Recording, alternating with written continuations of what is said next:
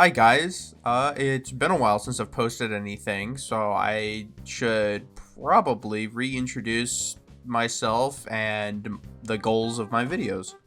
My goal isn't to make the biggest or the greatest mocks, but to make them easy for anyone to build while still doing my best to capture the likeness of my reference. If you don't have every single piece, feel free to modify them in a way that best fits the pieces that you have and have fun with it. Tell me what you guys think about this video since I'm still experimenting. Tell me what you did or didn't like. Give me some feedback so I can improve future videos to come. And if you like it, like, comment, subscribe, I guess. It feels weird saying that, but I'd appreciate it. Anyway, here's the video.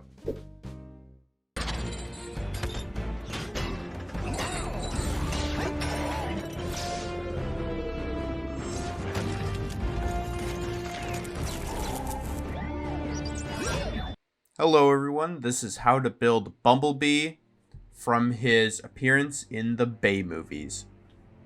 Here's a good look at him from all angles. And here's all the pieces that you're going to need for Bumblebee here. Take a second to gather all of them and I'll jump right in.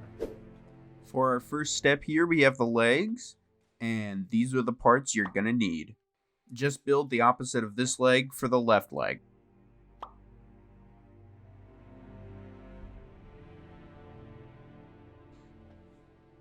First, put the two bone joints together, like so, and connect it to the foot. Then take this number 5 piece and put it on the bottom bone, and this number 4 piece and put it facing upwards on the top bone. Just do the opposite for the other leg and you should be all good. The next step, we're going to do the arms, and these are the pieces you're going to need. Don't forget to double up for the other arm.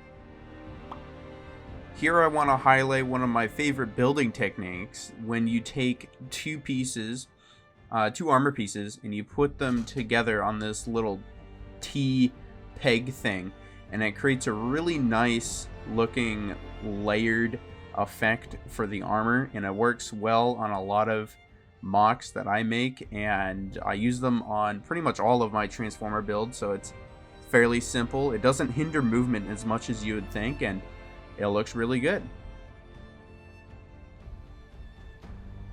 And then take this last piece here and just snap it on right there. Don't forget to bring in the other arm, just build it the exact same way. Here we have the guns. You can do 1 or 2. It depends. It's completely optional, but I'm doing 2 just for the sake of the video. And these are the pieces you're going to need. It's fairly simple. Just put that lightsaber axle piece on the ball joint and put it in the double-socketed bone piece. And if you want to do it twice, do it twice. Next, we have the body and all the pieces you're going to need here. First, we're going to take the body and then take the peg and put this ball joint Technic piece on there for the front armor. Then take this multi-pegged thingy, I don't know what it's called, and put that down, and then double up on these two single bone things. You're going to need 2 of those.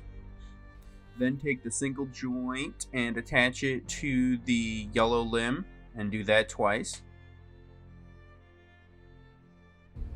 You're going to want to attach the ones with the yellow limbs onto the shoulder ball joints, and the doubled up ones here you're going to want to put on that weird ball joint attachment thing.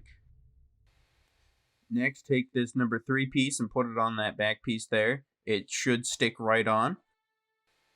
And then take these weirdly shaped pieces, put those on there to emulate Bumblebee's little door wings.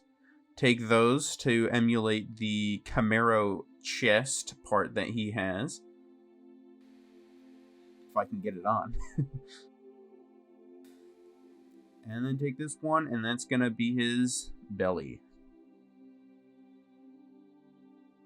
For Bumblebee's head, we're going to be using the 2012 Evo Breakout head, which I think best fits him without a custom built head or 3D printed head or whatever. For the head, I'm going to be using the darker blue one over the Bionicle one because I think it fits better personally, but that's up to you.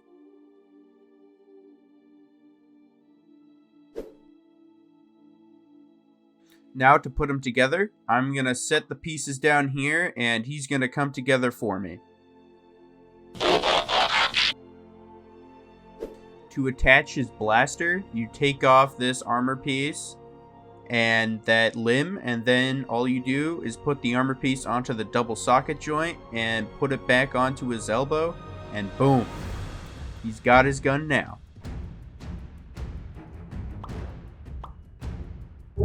For posing limitations, his chest here moves around a little bit, and you can adjust them like so, and his belly wiggles, but not too bad. His little wings can move around in all sorts of directions. He's got a high kick and a fairly decent knee bend. His elbow bends pretty well, but overall, he isn't too limited in his movements. For size, he's about as big as your average Hero Factory set, and here he is with the Last Night Barricade, Optimus Prime, and the Last Night Megatron. Video's coming soon, by the way. For his transformation, he just kind of curls into a ball, but since I've always included these segments in my videos, I'm going to include one here for him. Even if it isn't the best, it's at least there. We're going to start with moving his chest around to his back here like this, and twist them around so that way they're covering his little butt. Then turn him around, twist his legs around, and then you're going to want to fold his feet all the way up towards his head.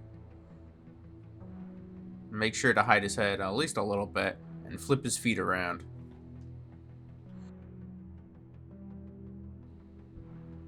And then just make sure he's all scrunched down so he has a little bit of a flat bottom to sit on. And then take his little back wings, and they're going to be his main back coverage for his alternate mode here. Make sure everything's tucked in nicely. Oops, his leg broke off.